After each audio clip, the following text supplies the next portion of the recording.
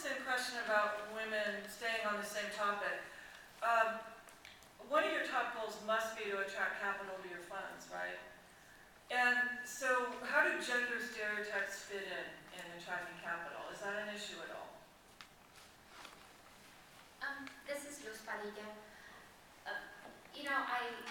It's interesting because I've been working for a mutual fund, group for a while, but I think it's only been recently that I've had a much higher profile, if you will, in the whole marketing aspect of those mutual funds. Most of the marketing had been really done to the institutional level, and so there's a difference in the way that you interact with clients. And I have to tell you that at the retail end, I've been really surprised by the response that I've gotten from other women. And it's been extremely supportive simply because they probably don't see that many portfolio managers or hear about them. And I just think that we're incredibly fortunate that there are so many women out there that are starved for these types of products. And one of the comments that I got back from this person was, if you were a man, you would have 10 times the assets because just people don't necessarily look at your fund because of that. And it's interesting to me that in this day and age that still matters.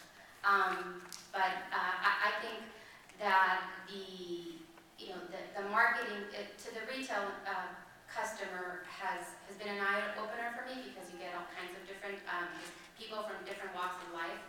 But it's been a lot more rewarding because you actually get to touch people. One of the things that I really don't like about this business is that there isn't that much interaction with people. And I think at some level this gives me that connection because at the end of the day, this is somebody's retirement money. This is somebody's college fund. And it brings you back and makes you realize what this is all about. Anyone else like to talk about money coming into funds? And go ahead.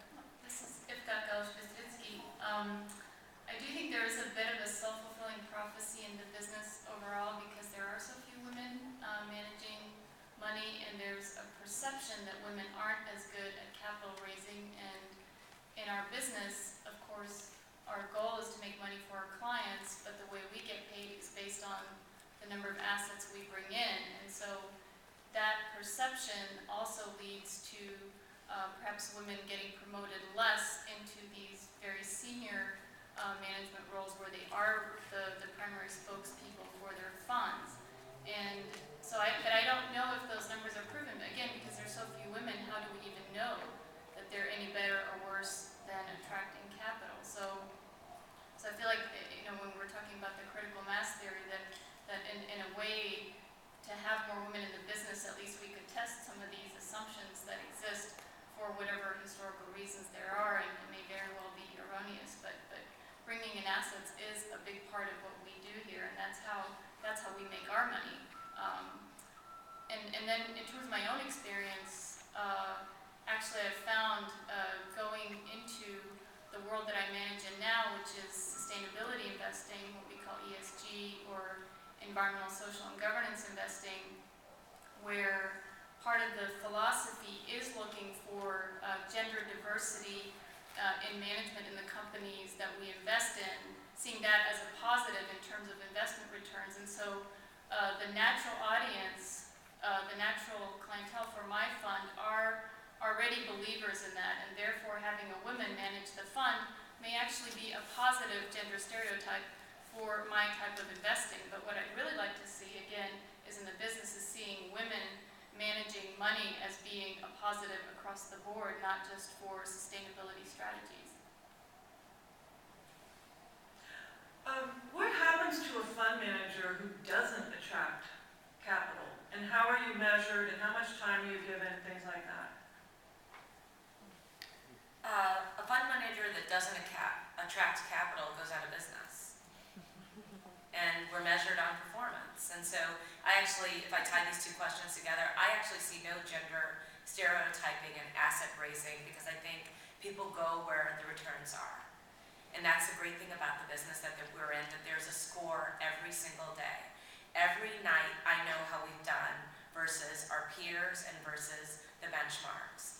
And it's no different than being a basketball player where you see your wins and losses. It's no different than very, very specific score-related businesses. And so as a result of that, the good news about it is it's a great equalizer. Now, the one thing about that I would say, one caveat, I remember once saying to a very, very, very senior person at Citibank, I was talking about Ariel and talking about how we were interested in doing some business. And I said, all things being equal, you know, X, Y, and Z. And this individual said to me, Melody, one thing that I'm going to teach you today that is going to be very significant for you for the rest of your life is that all things are never equal. And so I think that when some of the question and what you're getting at is the manager has to have the performance as a baseline for success. I mean, that's just, you know, like 101. But beyond that, there are all sorts of other things that make an enormous difference. So the ability to communicate an investment strategy in a way that people will find interesting and understandable is also extraordinarily important. Having good people that stand for the brand has standing for something, which in our business is very challenging. At Ariel, we have a turtle as a logo, and we call ourselves the patient investors. And we say slow and steady wins the race because we borrow it from Aesop's fable, which was written in 550 BC and still stands the test of time. But there are lots of investment companies out there that have a brand that doesn't stand for anything, which is not how we think about Coke or Pepsi. It's not how we think about Clorox bleach. It's not how we think about so many other things where you know what that brand stands for. With a name like Smucker, it has to be good. I could go on and on and on. So in the investment business, yes, it's the results. Yes, it is the ability to communicate those results. And then ultimately, I believe it's the brand and what that brand stands for that brings people in. And the firms that have been most successful have done an extraordinary job establishing their brands. Fidelity, Faithful, Vanguard, Cheap. I mean, I could go on and on about what these brands stand for, while wide swaths of people understand it. And hopefully one day, the Ariel Turtle too, or today. So in other words, marketing is really key into what kind of money comes into your company and into your funds.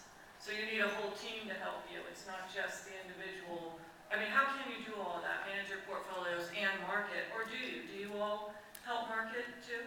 This is Mary Ellen Stanek. Some days better than others to the question of how do you do it all.